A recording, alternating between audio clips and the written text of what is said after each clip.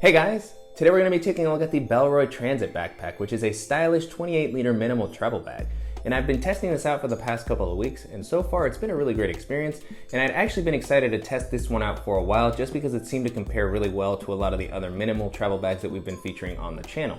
And so far it's been a really comfortable bag. It has some great organizational options, a nice look, and I really like the 28-liter capacity. So I'm really excited to share it with you guys, and with all that being said, let's go ahead and jump in and take a closer look at the Bellroy Transit Backpack. Starting out with the outside of the bag, I really like the overall aesthetic. It has Bellroy's signature sophisticated and minimal look, and it feels like it's going to fit in well into a variety of environments, especially if you're taking this into a professional setting. The bag is offered in 3 different colors, a black, blue, and the charcoal version that we have here, which is a slightly darker gray that also has some tan accenting all around. I really like the look of this. And an interesting thing about this version of the bag is that it's made out of a polyester that's composed of recycled water bottles. So really nice feature there. And overall, it has a solid feel like Bellroy's other bag. It feels like it's going to hold up well over the longer term. And on top of that, it has really nice YKK zippers all around with great aqua guards. So it really feels like your stuff is going to be well protected even if you get caught in some rain. Jumping into the capacity, the bag comes in at about 28 liters, which is a really great minimal travel bag size. There's plenty of space here for anything that you need for a longer weekend or week-long trip. If you're a really minimal traveler, you might even be able to use this for a couple of weeks. So really nice balance of space and maintaining a slim silhouette. I like that even when the bag is fully packed out, it still manages to hug my back closely. So if I'm walking around a crowded city or I have to jump onto a bus or a train, I should be able to do so pretty easily. And a nice thing about this size is that if you do want to use this as a carry-on bag, it should be able to easily be carried on to most domestic and international airlines. I would see no issues with taking this even on smaller budget airlines such as Ryanair or AirAsia. The bag just looks pretty small. I don't know if it would fit under the seat on some of those smaller airlines, but you should definitely be able to place it into an overhead storage compartment without having to worry about it getting checked.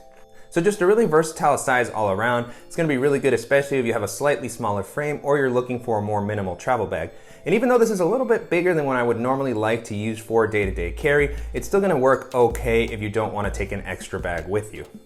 Continuing along the outside, I was a little bit surprised not to see any sort of side handle so that you can carry this like a briefcase. I think that would have worked pretty well here with the minimal styling and professional look of the bag, but not really a huge loss in my opinion. And it does have a really nice top handle here at the top. It's made out of a durable and comfortable material, so if you have to pick the bag up or carry it briefly while you're walking through security or anything like that, this should be able to get the job done pretty well.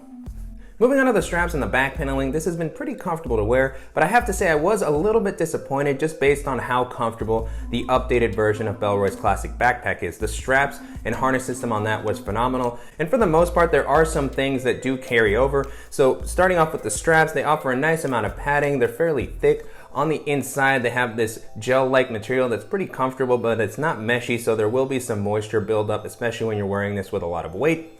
And then the width of the straps is okay considering the size of the bag, but I did notice that especially towards the bottom, this area here is really thin, and depending on your height, the buckle could kind of start to dig into your side. So overall, I was surprised with just how slim this was, and I wish that this sort of width here would have extended down the whole strap to just add that extra bit of comfort. And when comparing the size of these straps with the Bellroy Classic Backpack, which is a lot smaller than this bag, I was surprised that they were almost the same width. So I would have liked to have seen these be just a little bit wider to make it slightly more comfortable as I was wearing it for a longer period of time during the day.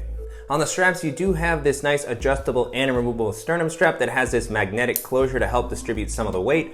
But I did notice that there is no ability to add a waist belt, which I don't think is a big deal for a bag of this size. For a larger travel bag, it might be a nicer feature, but I think that's okay. But if you look at something like the Air Travel Pack 2 Small, they do at least offer the ability if you're somebody who has some back issues or you just like to have that additional support. Continuing on with the back paneling, this has also been pretty comfortable. A nice amount of padding here, and the padding is also nicely elevated to create this air channel that provides some airflow throughout the day. I also really like these ridges along the back to help just add a little bit more ventilation. This reminds me a lot of the back paneling on something like the Boundary Supply Errant Pack, so pretty comfortable implementation here. One thing I noticed here is that even though these ridges add some ventilation, the material itself isn't super meshy, so there does still tend to be some moisture buildup, especially when the bag is fully packed out. One last thing I wanted to mention, down near the bottom there is this sort of curve that works well for adding some additional support and padding on your lower back. For me, this has felt great, but depending on your height, this might end up being a little bit uncomfortable, especially if you're a little bit taller. So a pretty good job with the harness system overall. I do wish that the straps had been implemented a little bit better, but for the most part, the bag has still been fairly comfortable to carry. Jumping into the organizational options, definitely an interesting layout on the pockets from Bellroy. So starting off with these kind of hidden compartments on the side, this is meant to be a replacement to the normal external water bottle pockets that we see on a lot of bags. So they're a little bit more hidden here. So opening these up, these have a lot of capacity, especially when the bag isn't that full on the inside. So this will be a spot where you can place a smaller water bottle. I had a little bit of trouble fitting in the water bottle that I normally carry with me in all my other travel bag videos, but I was able to kind of squeeze it in there, especially when the bag wasn't full. But when I have all of my travel items in here, I definitely would have to use something smaller or leave it emptier. So on the inside here, no sort of internal organization, just a nice amount of space. Currently what I have in this one is just my BluePot portable Bluetooth speaker and power bank. So this is gonna be a great spot for not only putting a water bottle, but maybe just some larger items that you need to access more regularly as you're moving around throughout the day.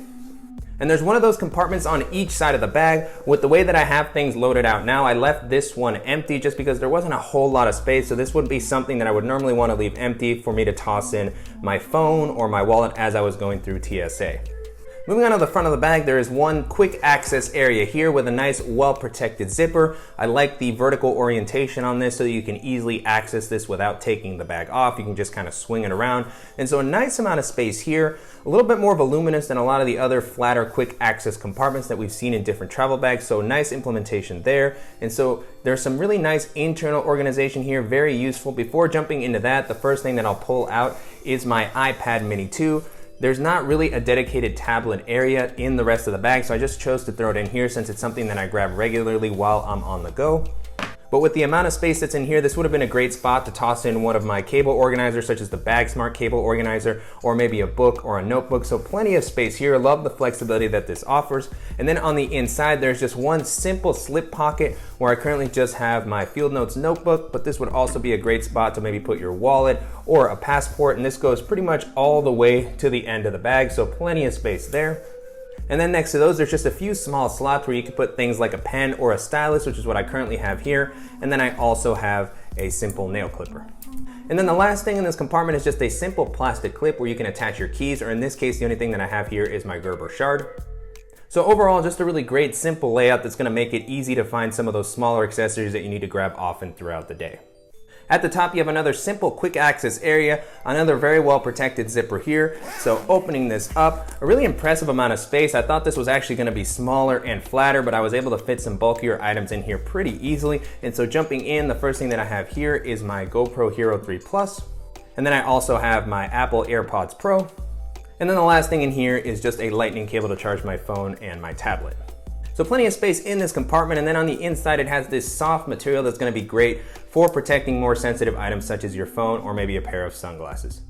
The next area we're gonna take a look at is the laptop and tech area, and this was really well implemented here. Very easy to access, tons of protection for your electronics, and so jumping in, the first thing I'll mention is here near the top, there is a separate organizational area for your larger tech items. So for any laptop chargers or bulkier mice that you have to store, there's gonna be plenty of space here. Currently, the only thing I have is my Able Carry stash pouch just to keep everything a little bit more organized. But as you can see, plenty of capacity here. This does share some space with the main area. So if this is completely full, you will lose some capacity, but a really nice balance here. I like having this separate area to be able to easily find any tech items that I need to grab throughout the day. So portable hard drives, headphones, this is gonna be a great spot to store them.